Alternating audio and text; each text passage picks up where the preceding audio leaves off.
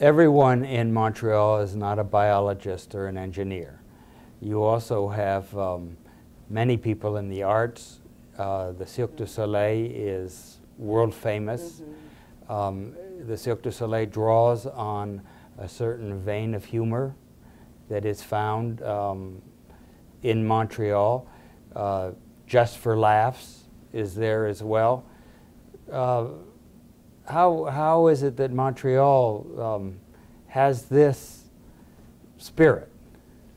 Well, there is, I guess it speaks for the creativity of the people. I like to place Montreal, you know, on the talent and the creativity, and all of this spreads in many areas, and it goes all the way to the gaming industry. But there's also the Jazz Festival, which is one of the largest in the world, and we had Celine Dion, that is world-renowned. And the Just for Laugh industry brought large U.S. famous people. For example, Tom Allen was discovered by U.S. agents at the Just for Laughs in Montreal and was offered home improvement. Ray Romano, everybody loves Raymond, also was discovered in Montreal. So it attracts, you know, the best people. And Quebecers, I think, are gregarious. You know, they work hard. They work hard, they're gregarious. Do you trace that to communities? And they play hard. It's a lively city. It is. Is it because it's a port city? Is it because they're vibrant neighborhoods? What is it? It is very vibrant. Now that I live abroad, I can compare, you know, what makes the city vibrant. First of all, Montreal is an island.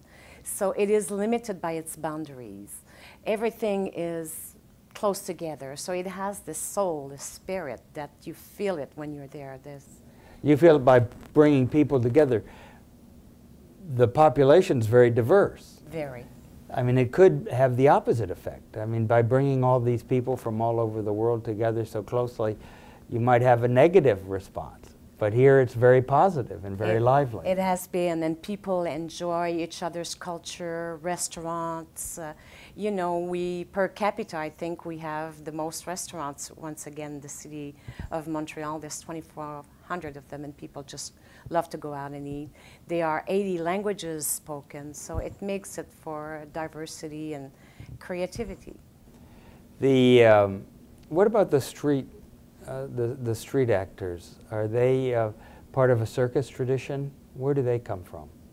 And where does the appreciation of the theater come from? Well, the art is a major player. Again, you know, we have museums and all kinds of various museum and arts in Montreal. The circus started, I guess, in the streets and grew from, you know, a street to a mega player. You mentioned about Cirque du Soleil. As you know, they have areas in every part of the world now where they stayed. But this small gentleman that started Mr. Laverdiere and grew this as a success creates 1,000 jobs in Montreal that are behind the industry for the costumes that they prepare, you know, and that are shipped all over the world. Do you think that there's a tie between this sense of creativity and the appreciation of the arts and the development of the software industry in Montreal? I believe so. It is my personal opinion, but the creativity in terms of, when I mentioned earlier, the gaming industry, I think some companies have been outside the boundaries and realize that they cannot have what is created in Montreal.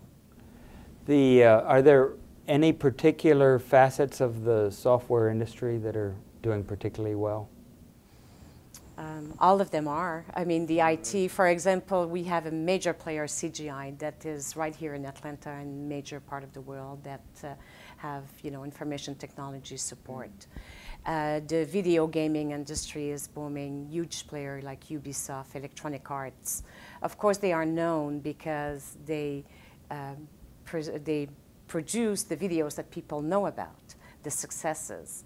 But there are also players behind the scene, like Autodesk. Tell us about that. That's very interesting. The Autodesk is one of the success story of the company. As you know, they are around the world. It's a very successful company, but they have their media and entertainment division in Montreal. And the success goes back to, again, the creativity, what was done and existed in 1986 when Mr. Landrois created Soft Image, which did the first animation and produced the software behind the Jurassic Park special effects. The company was acquired by Microsoft. It changed hands a few times, and today it is owned by Autodesk.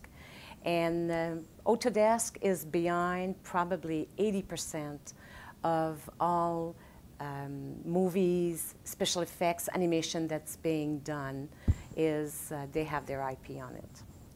Their headquarters, as I recall, is in California, but their creativity and the actual programming is done in Montreal. That's correct. And they have offices elsewhere in India and China. And so, is Montreal a good place for those programmers to be located, and is it easy for them to deal with clients around the world from Montreal? It is. I mentioned to you, especially if they're around the world, there's 80 languages spoken. With technology today, it doesn't matter really where you are located. I think it's the talent that the people are in search with. So the programmers, we produce a lot of them. They seem to be very happy. You know, Montreal is a city that has this youth flavors. Most of them go to work using, even though we have a fantastic subway, they'll bicycle to work. I mean, they like to exercise, they have to be outside, and there are specific areas built for the, we call it the multimedia city where they gathered. What are your objectives for the Southeast U.S.? You've been here now in Atlanta for a few months.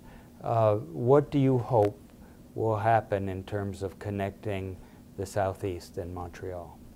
Well, I'm here to raise awareness. I find that sometimes we are a best kept secret, so that people know what is the talent.